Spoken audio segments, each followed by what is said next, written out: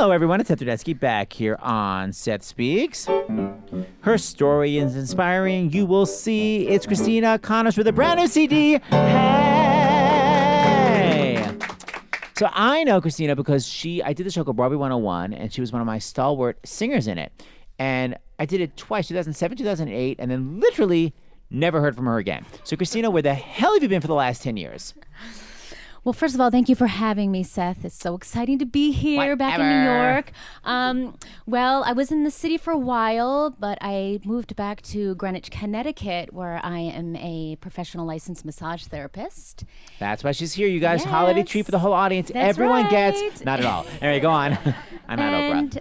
I love my life in the suburbs. And but of course, I love New York, too. But, you know, it's difficult in New York sometimes, and in Greenwich I have a balanced life. I have a great partner. We live together, and him and I have a great home, and I love my work. It's rewarding, and yeah, so that's what I've been doing. And but I've been doing a lot of singing too, of course. There was music missing from your life. I know that there was the whole move back, and the massage was sort of satisfying a part of you, but I know that you were missing the music. So how did the music sort of finally weirdly appear in your life? When I was living in New York City, I did a one-woman show in Manhattan's Don't Tell Mama called Home Is Where Your Heart Is. And my opening number was a song called Listen to My Heart, written by David Friedman. Which you wrote for Laurie Beachman, by the way. My friend Janet's in the audience. Laurie Beachman, one of her idols. So you wrote that for Laurie Beachman, and Nancy Lamont recorded it. It's this amazing song. But you didn't know him. You just chose that song. I didn't know David. I just chose this song, and my music director at the time, David Bernetti, I asked him, like, do you think David Friedman would ever hear me sing this song? Because I just resonated with it. And he's like, no, David Friedman, he's a Disney guy, Broadway, he would never, he's too busy. And then, of course... Because David, if you don't know, besides being a composer, he conducted the original Little Mermaid, he conducted Aladdin, he conducted Beauty and the Beast. So he's like, you know, this big Hollywood guy. And then he basically quit conducting movies because he wanted to be a full-time composer lyricist. But yes, you weren't really connected to him, so like, why the hell would he be wandering into your random act? Exactly. And so... Then again, after that happened, I moved back to Connecticut, focused on my massage therapy practice, but I never lost hope that I'd meet David. I don't know, I just had this feeling because every one of his songs just resonated with me. They were just filled with optimism and hope and just new ways of seeing the world, and I was just really connected. And then what I've learned through the years is that sometimes when you dream of something, you have to let it go.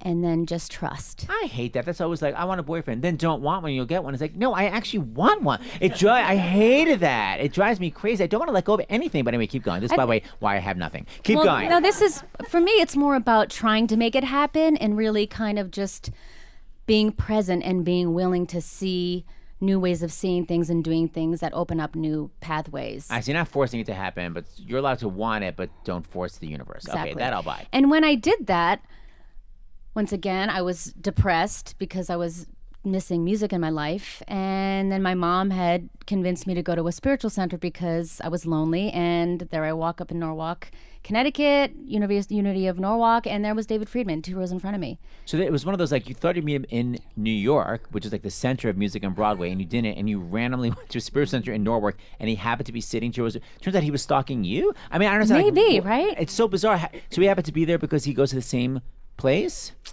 Yeah, his partner, Reverend Sean Moninger. He's Right, the Reverend Sean. there. So you didn't even know that he was connected to it? I didn't. And he's a composer. Did you know what he looked like? Did you know that it was him at all? I kind of did, yeah. But, you know, David's very popular in the Unity Church, so they would mention his name a little bit here and there, and that's how I discovered he was 2 rows in front of me. And did you happen to drop 45 CDs and invitations in his lap? No, but I did come up to him, and I was like, hi, David Friedman. It was always my dream to meet you. And he was just like, great, thanks, you know. And then what? Well, it's interesting. So my dream was always to meet David Friedman, want him to hear my song, hear me sing his song. And then 8 months later, not only did he hear me sing and listen to my Wait, heart. how? Because how? Well, we did a benefit for the Unity Center. And I co-produced it, and I wanted to sing Listen to My Heart. Uh-huh. And then David offered to play for me. So here I was at... Yeah. But had he heard you sing before? Like, how did he know he wasn't going to be playing for someone that was horrible? Well, actually, the first time he heard me sing, it was at a retreat. A Unity retreat that we did. So you couldn't escape. Yeah. Okay, so he's at a retreat where there's basically, I totally get it, there's no contact with the outside world. So you sang from there, and then he obviously thought you were good enough that when you did the benefit, he was like, oh, that's amazing. Yeah, and then we've done several things together and helped me on this album. So you keep skipping over the drama. So Sorry. you sang at the actual benefit you produced, and then how did this quote-unquote album happen? Well, I started my own production company called A New Soul Song Productions because I wanted to kind of find a platform so that I can create music and put it out into the world. So Yes. I did that. And then I did his Just in Time for Christmas single last Christmas. You produced it. I produced it. That's great. And I also funded this whole album too because... That's great. So you're able to say, like, I wanted to have arts in my life, but the way I was pursuing it was not working, so I found a way to pursue it and then be completely satisfied. And I feel in balance and I'm in control. I can all about being in sing when control. I want to sing. I want to sing music that inspires me and that I believe inspires others. And No, that's it's just what like you I wanna finally get do. cast in a Broadway show, and then like you're in the chorus being like, "Mamma Mia." It's like, it doesn't always work out like you get your dream, and then it's like the songs you get to do aren't really the ones you necessarily wanted. Even though I'm a big fan of ABBA, but still, it's like you don't get to control your career when you're just an actress. It's much cooler. You're like, these are the songs I want to sing, and everyone else can F off. They called me in for Wicked twice for Galinda, which is kind of ironic because they said I was too green at the time, and I'm thinking, well, if I had auditioned for Elphaba, maybe I would have gotten it because then it was Well, green. Bobby, if you don't know, green means inexperience. That's Yes, inexperience. hilarious. They have the nerve to use that word. Are you serious? That is so stupid and on the nose. Oh, wait, so you did go in for Wicked. Well, you actually are blonde. You wouldn't have to be wigged. So, but obviously you didn't get it because now you're doing this album. So hold on. So this album is called Dream Bigger? Dream Bigger, songs of hope, healing, and inspiration. And you produced it yourself. Produced it myself, and it's really an album that kind of really merges my massage therapy practice and my music because it's really healing and it's intimate, and that's really what I wanted. I've noticed a pattern among my clients throughout the years. I've been practicing massage for like 14 years, that people are incredibly stressed, disconnected from not only themselves, their bodies, but those around them, and they're terrified. Especially in the world today. The world is incredibly challenging and uncertain. And I really felt that I could bring this music into the world to help people open up a little bit. I read once, they say, finding your true purpose in life is finding that intersection between what you love to do and what the world needs. Oh, that's great. And I thought, well, since I'm noticing the world needs this, I'm going to do this album. And David's music has brought me through my really tough times. Oh, honey, help us on the way. I remember my sister Nancy was in a Yeah. traffic jam, and she listened to that song. She told me 17 times in a row. It's like, his music so puts you in a great mood. It's in a non-sappy way. It's like, it's really like truly, because it's such beautiful chord changes. Like that whole, help is on the way. It's such a gorgeous chord change. Places you don't know. Oh my God, just gorgeous. Okay, so this whole album, you produced it with David Freeman helping you, right? Yeah. It's And so crazy. David's actually currently doing a off-Broadway show, Desperate Measures. Have you seen it Yes, yet? they were on my show, Desperate Measures, It and they is keep extending it at the York Theater. Hysterical. Yeah, it's doing amazingly. But it's just crazy. You went from like, I want to meet him one day to like, you're literally collaborating on a CD. It's very inspiring, I think, for people out there that think it's impossible. Like that whole chorus line lyric, those stage and movie people got there because they're special. It's like, not necessarily. You can make the world have positive things for you. You don't have to wait to become special. You can just like do it. I think it's really great. You can walk into a random church and see your idol. Okay, so what David Freeman song are you going to do? Well, I decided to do We Can Be Kind. I love it. A few weeks ago, we did my launch party, and David was there, and I had asked David what song of his would he want the world to hear most, and his answer was We Can Be Kind. And he also just released a book called We Can Be Kind, based upon his song. And I believe in the same. I believe kindness is so powerful and so needed in the world today. And what I did in this particular version is I went about and interviewed children, because for anyone to make change, humans, we do not like change, right? It's incredibly uncomfortable. And so I thought, well, who could inspire us more than the children to make a change? And well, it's easiest for them because they've only been living for a couple of years. So they're the people to start with, because it's like a big change for them is like, it's not a big deal. For us, it's like, I've been alive for 22 years at this point. It's a much bigger deal to make a change as an adult. So what did you interview them about?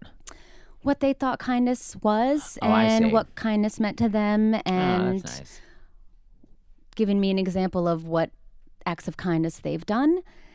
And I realized, if we could all just treat the world the way we want the world to treat our children, the world would shift immediately when you think about it, right? That's a really good point. Right? You come home and you're angry, right? And your kid's right there. You take a breath and you pause and you go, okay, what, honey, I love you. If we could do that. I don't know if I do that. It's a lot of you're driving me crazy. Go make your own dinner. But whatever. Sometimes when I'm in a good mood, I'm nicer. So you have to just take that pause before you react in a way that's going to be destructive to the children. And if we could do that to each other.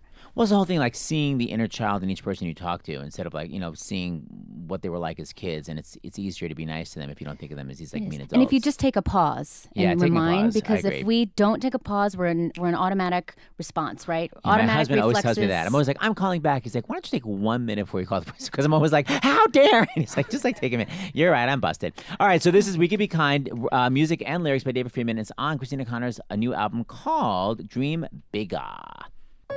If you be nice to people, they'll treat other people nice, and they'll treat you nice too. When somebody's kind, I feel like I be their friends and I tie shoes, because they don't know how to tie shoes yet. So many things we can't control, so many hurts that happen every day, so many heartaches that pierce the soul, so much pain that won't ever go away. How do we make it better? How do we make it through? What can we do when there's nothing we can do? We can be kind. We can take care of each other. We can remember that deep down inside we all need the same thing. And maybe we'll find, if we are there for each other, that together we'll weather whatever tomorrow may bring. Be nice to your friends, and so you can have a lot of friends, and then you can have fun. Nobody really wants to fight. Nobody really wants to go to war. If everyone wants to make things right, then what are we always fighting for? Does nobody want to see it? Does nobody understand? The power to heal is right here in our hand. We can be kind. We can take care of each other. We can remember that deep down inside we all need the same thing. And maybe we'll find, if we are there for each other, that together we'll weather whatever tomorrow may bring. And it's not enough to talk about it, not enough to sing a song. We must walk the walk about it, do our part, give our heart to help each other get along. We can be kind. We can take care of each other. We can remember that deep down inside we all need the same thing. And maybe we'll find, if we are there for each other, that together we'll weather whatever tomorrow may bring. And if we be kind to someone, then the other person will be kind, and then we'll go on and on and on, and the whole world will be kind. And maybe we'll find true peace of mind if we always remember